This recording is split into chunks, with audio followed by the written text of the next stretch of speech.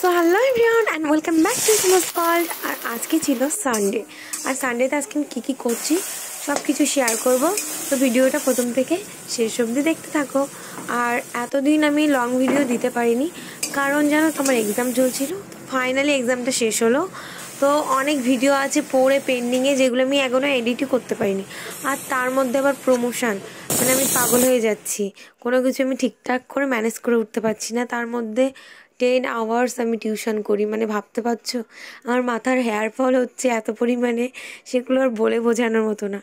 আর দেখো তার মধ্যে আমার রান্নাও শেষ হয়ে গেছে, আমি শ্যাম্পু ট্যাম্পু করে বেশ একটু রেস্ট নিচ্ছিলাম। অমনি ডেলিভারি বয়ের দুপুরবেলায় আসার দরকার, 3টে বাজে, এখন এসছে বলছে পার্সেল আছে। আমি তো বুঝতেই পারছিলাম না যে আমার মনে হয় কোনো ড্রেস এসছে, তারপর জানতে পারি না আমার প্রমোশনের পার্সেল এসছে। আর সেটা কি এসছে আমি প্রমোশনের ভিডিও দেবো, তোমরা চেক আউট করে নিও। তো তারপর আমরা এসছি একটা সুন্দর ভিলেজে। আর কি ভিলেজ, কোন গ্রামে গেছি আমরা, তোমাদের লোকেশন সব কিছু বলবো ভিডিও শেষে, তো দেখতে থাকো। তো তোমরা এখানে জানো না ভীষণ পিকনিক স্পট আছে, আর খুব সুন্দর ঝিল পাড়, মানে বড় বড় ভেড়ি, মাছ চাষ হয় তো প্রচুর ভেড়ি আছে। আর সুন্দর সুন্দর এরকম পার্ক টাইপের করা আছে, যেখানে তোমরা পিকনিকও করতে পারো। আমরা তো ডিসাইড করেছি শীতকালে তো পিকনিক আমরা এখানেই করব। সো বাই দ্য ওয়ে, এই জায়গাটা তোমরা যেতে গেলে অ্যাকোয়াটিকা ওয়াটার পার্কের পাশ থেকে সোজা চলে যাবে, দেখবে অনেক স্পট আছে এরকম। এটা হাটগাছা পড়ছে, যেটা খুব সুন্দর জায়গা।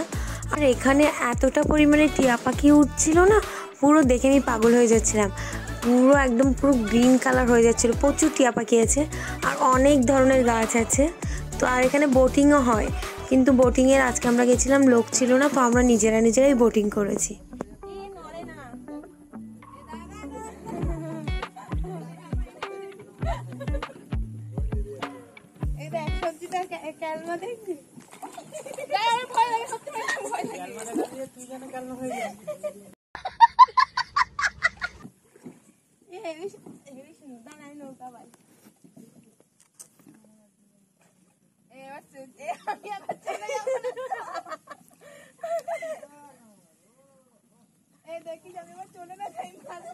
নৌকা যাচ্ছে না কেন?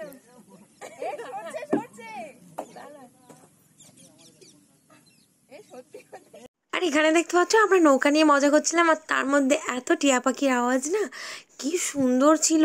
টিয়া পাখিগুলো মনে হচ্ছিলো ধরে বাড়ি নিয়ে যায়, কিন্তু আমার বাড়িতে তো চুটকি আছে, তো চুটকির সাথেও তোমাদের পরিচয় করিয়ে দেবো পরে, চুটকির সাথে কীভাবে আমার দেখা হলো সেসব। চুটকি মানে আমার টিয়া পাখি। তো তারপরে আমরা কী করলাম, আমি হঠাৎ করে এখানে বসে দেখতে দেখতে না চোখ পড়লো আমার একটা গাছের দিকে, যে গাছটা দেখে আমি ভাবলাম উফ হ্যাভেন পেয়ে গেছি। মানে আমলকি গাছ, লাইনে দেখছো 5টা 6টা লাইনে আমলকি গাছ। আর তারপরে বসে বসে আফসোস করছিলাম যে যদি আমি সিজনে আসতাম তাহলে কত আমলকি থাকতো গাছে। তো তারপর হঠাৎ করে চোখ পড়লো না একটা আমলকি আছে গাছে, আর সেটাই পেড়ে নিয়ে এসেছি, নিয়ে এসে খাওয়া স্টার্ট করে দিয়েছি। তো তারপরে আমি ভাবলাম যে সানসেট হয়ে যাচ্ছে, চল ফটো তুলি। আরে আমলকিটা যেন কেউ খায়নি, শুধু আমি একাই খেয়েছি, ওরা কেউ খায়নি। আমলকিটা এখনো পুরো বড় হয়নি। তো তারপর ফটো তুলতে গেছি সঞ্চিতা আর আমি, আর উল্টো পাল্টা পোজে, মানে আমার কোনোদিনও একটা ফটো তুলে পোষায় না, মিনিমাম 50-60টা ফটো, মানে একবারে মনে হয় আমার 150 ফটো তুললে ঘুরতে যাওয়া সার্থক হয়, এরকম মনে হয়। সো সন্ধ্যা হওয়ার আগে আমরা বাড়ি ফিরে চলে আসলাম। সো সবাইকে টাটা, অ্যান্ড ভিডিওটা কেমন লাগলো অবশ্যই কমেন্ট করে জানিও।